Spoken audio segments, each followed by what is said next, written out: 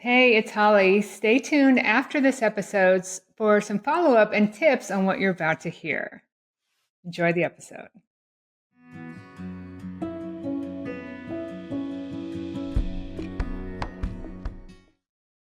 Hello, it's Holly McNeill, the Mindfulness Architect. Welcome to another episode of Pay Attention, where we're learning to pay attention to the chaos in our mind so that we might evaluate it and release old patterns and find the clarity to live moment to moment in an open heart. And I have an amazing guest today, and I'm just loving doing this podcast because people show up that are willing to come on this podcast. And sometimes I think, okay, what are we going to talk about? And then it just shows up what we're going to talk about. And today we're going to talk about high achievers. And if you're a high achiever out there, like I mean, high achievement is great, and achievement's important. But personally, for me, by the 27, I was at the top of my game as an architect in charge of the largest historic preservation project in my state. And on the outside, I looked like I had it going on, like I was large in charge. This is what you want. But on the inside, it was total imposter syndrome. Mm-hmm. Until, as for those of you who know my story, I hit that low point, what they're now calling the quarter life crisis, and made that decision to heal. And that's exactly what our guest is, and it knows all about today from her story, from her experiences. So I'm so excited to introduce Alejandra Crisafulli to the podcast. Welcome, and I pronounced your name pretty close. Perfect. It was perfect. Okay, great. Well, I'm so excited to have you here today because you can cover up so much by being good at what you do, right? And still struggle on the inside. So please just start off by just telling us your story a little bit, and you're the baller coach, so I can't wait to hear what that means, and take it away. I know people hear the baller coach and they're like, what? Are you like a basketball coach? No. That's funny. Not even close. No. Yeah. So I'm an award-winning master life coach, speaker, award-winning author too. And I've been coaching for 21 years. Yes, I see that. So back, like, nobody knew what coaching was back then, especially life coaching. It was such a intangible, people just didn't recognize it. Yeah, so you were there kind of when it was really becoming popular. Yeah, like being a pioneer, I guess, Yes, in the love it. I industry. love it. Yeah. And, throughout my journey, I've always focused in on healing. I got into coaching because I was at a point in my personal life where I was a business consultant at the time, and I found myself working with entrepreneurs who were lacking the systems, the structures, but what I was mainly finding was that they themselves were getting in the way of their business success. Yeah. And I was going through a lot personally. I found myself pregnant, and the father decided he did not want anything to do with us 2 weeks after I found out I was pregnant. Oh my gosh. Wow. So I was going through a lot during that time and just feeling very used and worthless, and all the emotions and beliefs and thoughts like that were built from childhood like really came out at that time. Of course. And it was simultaneously as I was starting to see like business owners getting in their own way because of their own stuff, and I'm like, I'm experiencing this stuff myself. What's going on here? So I went down this path of I just want to get better. And so I went to therapy, because that's what you did back then. Yeah. So I went to therapy and I found that I was just talking about stuff and nothing was really changing. And I knew that healing happens at a deep level. I just had this knowing that there was something more. And that's when I was introduced to life coaching. And I didn't know God at the time. I worked without him in the self-help industry, built my whole business without him for the first 16 years of being in this industry. And then 6 years ago, I had a massive breakdown where I thought I had done the healing work, Holly. Like I Right. had done the inner work, I'd done the outer work, Yeah. and I had kind of Been placed there. myself above it all Yeah. because I had done the work, Hmm. only to find myself like in severe panic attacks, at a little high level anxiety to the point of insomnia. I had to get on medication for the insomnia, something I was advertently against and said I would never ever do medication, but I had to. So I was literally brought to my knees, and it was at that point that I met God. Nice. And God for me is a very much so founded in Jesus, and I feel like he found me in the darkest place, grabbed my hand and said, "Enough, we have work to do," and pulled me out of that and brought me into the light. So I've had quite a journey of being in the industry for a really long time and Yeah. having had a level of success and healing there, but not to the extent that I've had in the last 6 years. Nice, nice, and I love that you talk about therapy. And early on when I started teaching, I had one person comment that sounded like I was dissing therapy, which I absolutely do not. I think you need to Yeah. understand your trauma and what you've been through, but at Mhm. some point, just digging and lamenting in that trauma just makes those habits and patterns in your subconscious mind stronger. Yes. So I think it's a combination, and the Mhm. whole idea of the life coaching and finding that clarity beyond the trauma, stepping back from it is where you can find that peace. And I appreciate your story and about finding God. And I don't know if the listeners know, I was practiced Christianity for quite a while. I was the vacation Bible school teacher for a couple of Mhm. years, and I've also practiced Buddhism for 5 years, living in a Dharma house for one. And I think everyone has a definition of God that fits for them, whether it's a Christian standpoint or your higher power or whatever. And I find that Jesus Christ was a very enlightened being. Some of the things that he said about the kingdom being within and needing to die to be reborn and to get out of that ego place. So I'm very happy for you in your journey that you found God in that Christianity, in that basis in Christianity. And yeah, it's very, that awareness of this higher power is something really that helps us to heal. Mhm. Yeah, I often talk about like he is our healer, but you have to actively participate in your healing. Hmm. And healing is so much harder when you're just reliant upon self. Hmm. But when you do allow and surrender to God, there is that uh, infinite power in which you can draw upon, which is needed to be able to release and surrender and move beyond the ego, which I use the acronym of edging God out Ah. as to what our ego does. Uh-huh.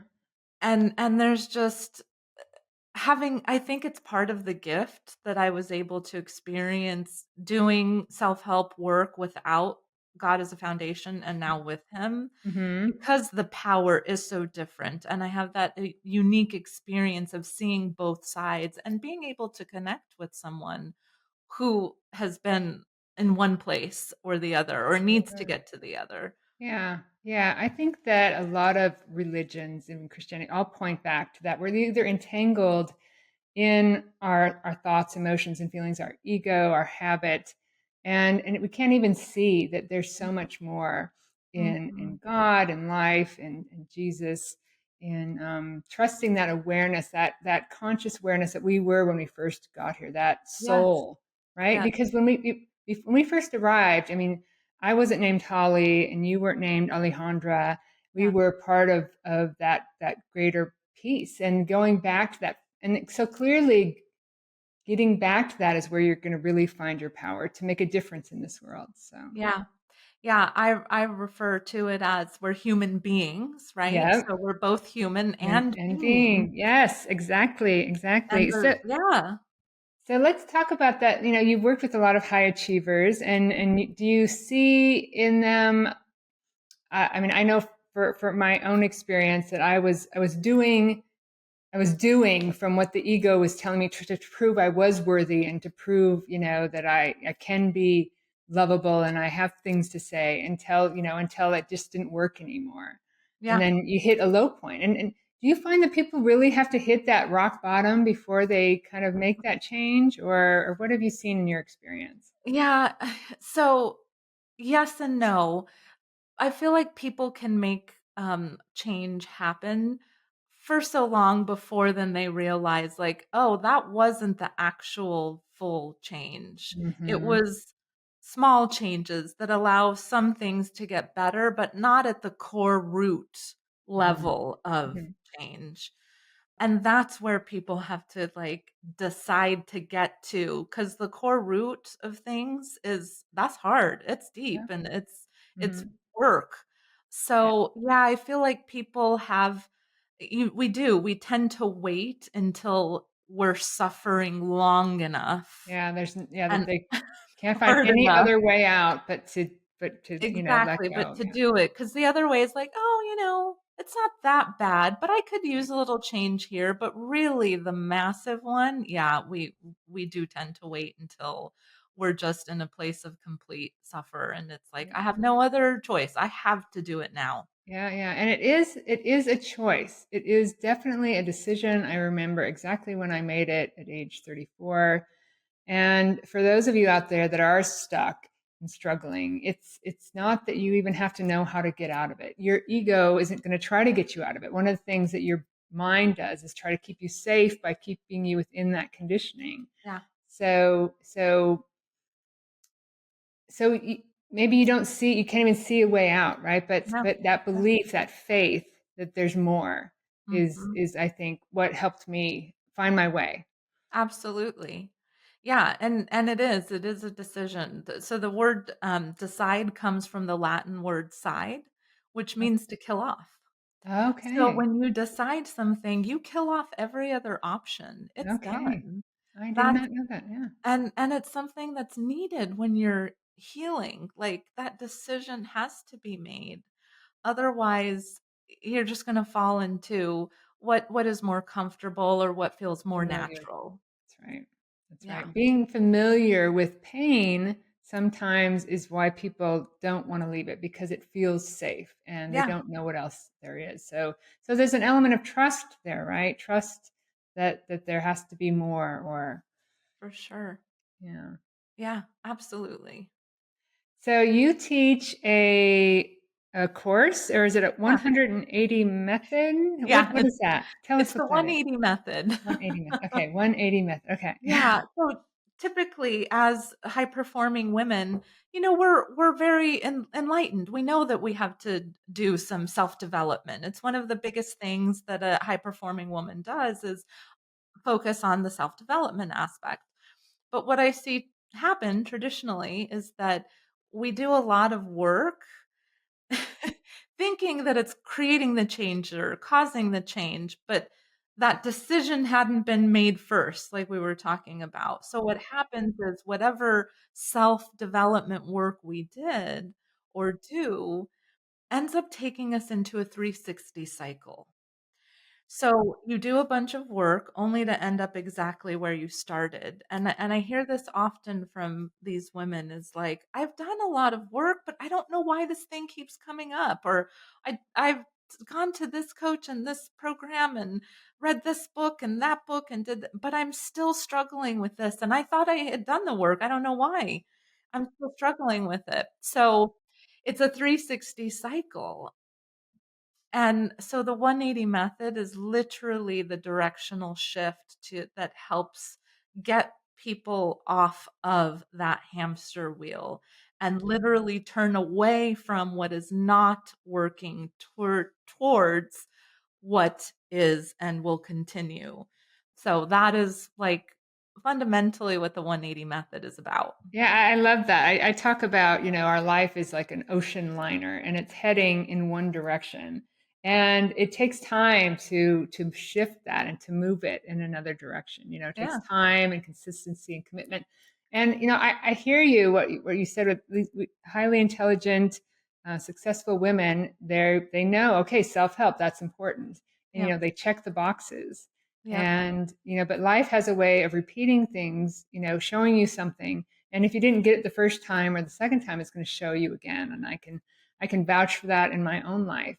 Yeah. And so sometimes I have a person in my life that is stuck continually in that, and I've seen her stuck for years. And it's Mhm. sometimes they just can't see where their responsibility in remaining in that 360.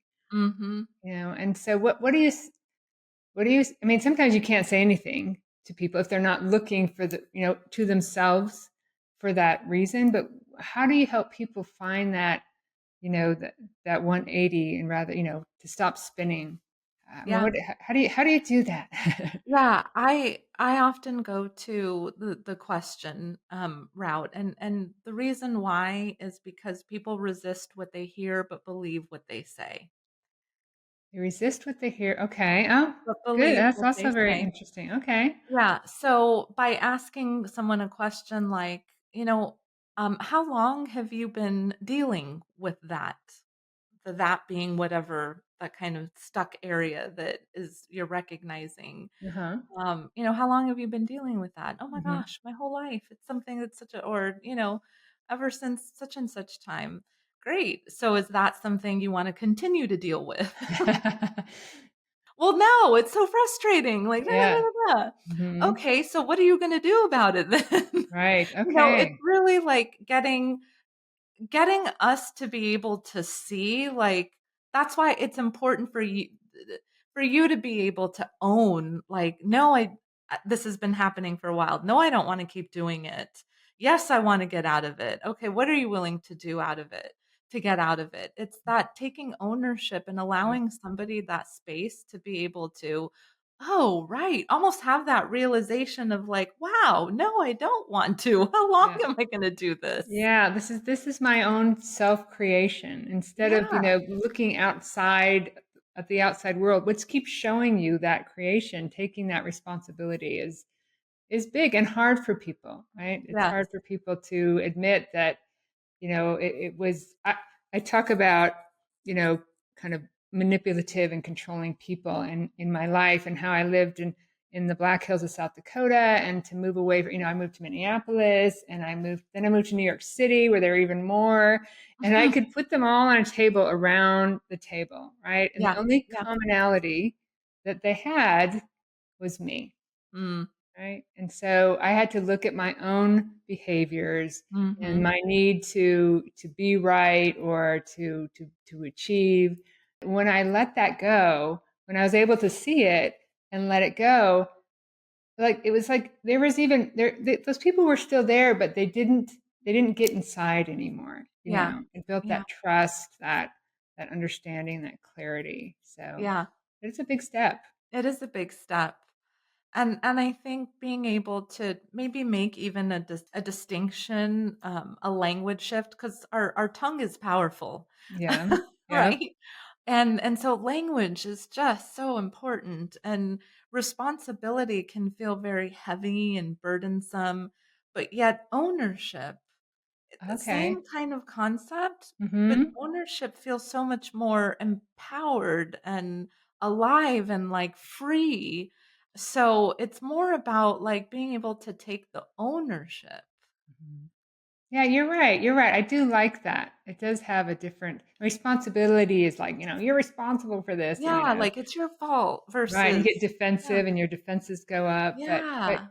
but yeah, I can own this. I can Mhm. own it, and acceptance, right? It's our Yeah, resistance to everything as it is in this moment that causes that struggle, right? If for we can look sure. at it and accept it and say, okay, this is what I've created, and now I'm ready for change. That that Exactly. kind of that kind of disempowers that struggle. For sure. It Yeah. does. It like loses its energy or its, yeah, that. So so you teach the 180 method, and you've Mhm. been how long has the 180 method been around? Okay, so before I knew God, it was already in development, but it Uh-huh. really, so I'd say about 10 years now. Okay.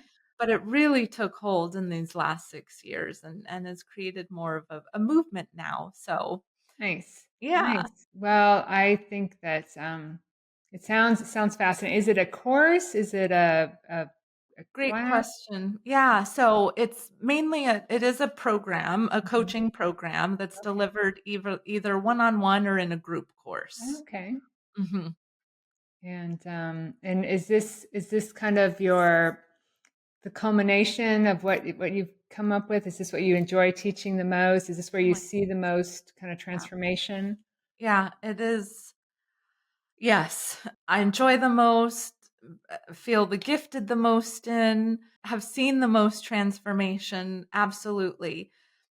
Because it is fundamentally sound in the being part that we're talking about, Uh-huh. Uh-huh. which is also that direct link and connection with God. Mm-hmm. So healing happens a lot more effectively and more rapidly because of that. Okay. So that's why I've been able to see a lot more transformation through it Okay. versus what I was doing before. Okay. Okay. And Yeah, it's they say that there's a vast realm of intelligence beyond our thoughts, right? yeah, You know, and then you so can true. you call it God, and I call it God and higher, whatever it is that works for you. That connection, that root connection, is really the most important thing because with that being, that connection to being, you know, life will start to flow and the answers you want will start to come. You're never going to get those answers in the chaos of your Mhm. mind because that's just you know, a catalog of all your past experiences kind of compounding. And so if you haven't gotten the answers by now, they're certainly not going to come from there, right? So that root Exactly. connection, that finding God, that connecting back to your true nature is really very important. And I can completely see why and how that's where you find the transformation because you Yeah. don't need as much from the outside world, Yeah. right? When you have that trust and that deep seated faith Exactly. inside. It's so Yeah. true that the validation, the people pleasing, the Hmm. attention, the need to be right, Yeah. any of that is no longer Right. needed. Falls away. It falls Yeah, it away. doesn't have that same value or meaning that it did 100%, before. absolutely. And it makes life more joyful, right? Yeah, And fulfilling absolutely. and you know, you have this energy to not only help yourself but to serve others and Yeah, so go it ahead. makes the high performance like so much of a high performer can be driven by, again, fear or the need to Yeah. fulfill something that Mm. is lacking Yeah. within, right? Yeah. Yeah. But as a high performer who's had healing, that performance, it's not like you're different and you don't have that as part of your personality anymore. Right. It's just that part of your personality is now used as a gift rather than a curse. Yes. I love and it. and so it becomes this like free agency versus, oh, I have to do this for this need that I need Right. have to Your fulfill or anxiety or you know, you yeah. won't be good enough or all those stories. I love that. That's beautiful. So one of the things I talk to people about is if, you know, if they hear something that works for them, they should hear it over and over and over again. So for the listeners out there that maybe just might only hear this once or whatever, what are some tips, just kind of right off the top of your head or something they can do right away? Or what do you say is the most important thing for somebody wanting to make that 180 shift that they can take away from this podcast today? Perfect. I'll use an acronym, SOS. Okay, great. Love it. It's the SOS. So you use this anytime you're feeling super triggered. I'm gonna use the word hijacked. Like you're just in a behavior that you don't want to be doing, but you're doing it out of the sake of, again, you don't feel good. You're trying to feel better, maybe through getting attention or being right or something of that nature. So you use that, this SOS during those time periods. So the first S stands for stop. You literally have to stop and get present in the moment because when you're triggered by something, you're not present. I'm sure there's the amygdala part of the brain that's firing off, going, "I'm Yeah. not safe." Yeah, you're living from those past experiences and Exactly. yeah. Yes. And you're just trying to find a sense of safety. So Yep. you have to stop and get very present. And I'll literally, like, if you're mid sentence, that you just literally stop. Yes, yes, stop, yeah. Just like that, mid sentence, mid thought, Right. mid action, And stop. it's catching yourself in Yes. it, right? And saying, Yes. "Okay, I'm in it, stop." And Right. that's a skill, that's a habit to develop, Yes. absolutely. So O stands for oxygenate. Okay, take a deep breath. Literally taking a deep breath. I So love when that. we're in those states that the brain is just kind of firing off and sending signals to the body that you're not safe for whatever reason, Uh-huh. mainly based on past experiences, adrenaline is being released into the bloodstream so that you can fall into your fear responses, fight, flee, or freeze, right? So we need adrenaline for all those things. So by taking a deep breath, you're releasing another chemical, which is called oxytocin. And oxytocin is the antidote to adrenaline. So this is why so many techniques, like with, dealing with the nervous system, and when you have anxiety, like deep breathe, the 1, 2, 3, 4 breath, or the box breath kind of thing, because that oxytocin is making you chill out and it's bringing in that antidote to the adrenaline. I love that, I love that. Sometimes people hear things like breathe deep, take a deep breath, but they don't understand why, so thank you Why? for that. You're Yeah, welcome. that's Yes. lovely. The last S is the best and yet hardest of all of these, which O stands for seek information. okay, So when you start to seek information, it's basically asking yourself or someone else a question. And when you ask yourself a question, you begin to engage a different part of the brain. It's called the neocortex part of the brain, which is the thinking part versus the emotional part. And so when you ask a question, that part of the brain gets kind of like, "Oh, I need to kick in." So it makes you become more present in the moment. And then you're able to more presently answer a question through truth versus perception. So oftentimes, I'll share a prime example. My husband is awesome, okay? great. The other day, Let's start uh, there. I have let's start there, but I have held beliefs in the past that I'm stupid from childhood experiences, that I made up this story that I'm stupid. I was in Right, the special classes. I didn't learn to yeah, read till I was 12 years old, mhm, all of that. So okay, I've done a lot of healing around this. My husband recently, I said a word and he goes, "I don't think that word means what you think it means." okay, So immediately that triggered me because okay. I went to the "you're not safe" place Stupid because girl, he's mhm, he's telling me I'm stupid. uh-huh, mhm. That's the perception thought, Yeah, okay? we're so hard on ourselves. Yeah, okay. Mhm. Yeah, know that, yep.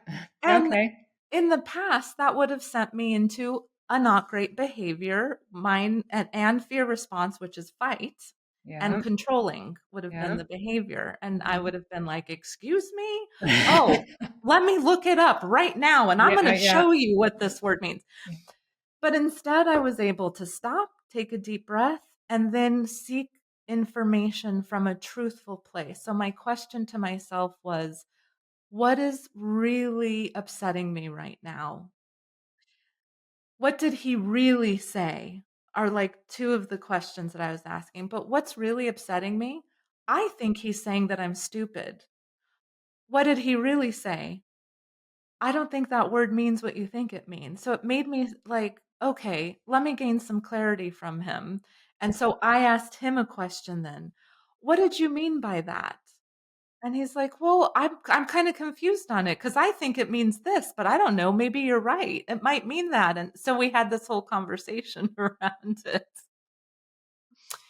So that's an example of when you ask your seek that information and you ask yourself, you can come from more of an honest, truthful place versus the perception that immediately sends you into. Catching that, right? Yeah, Yeah, yeah. and I love that. I love SOS, and I love seek more information because and I talk when I teach talk about sometimes you can ask a question and then just in silence, right, and waiting Mhm, for God to answer you, your root self, that higher self to and those answers will come as well.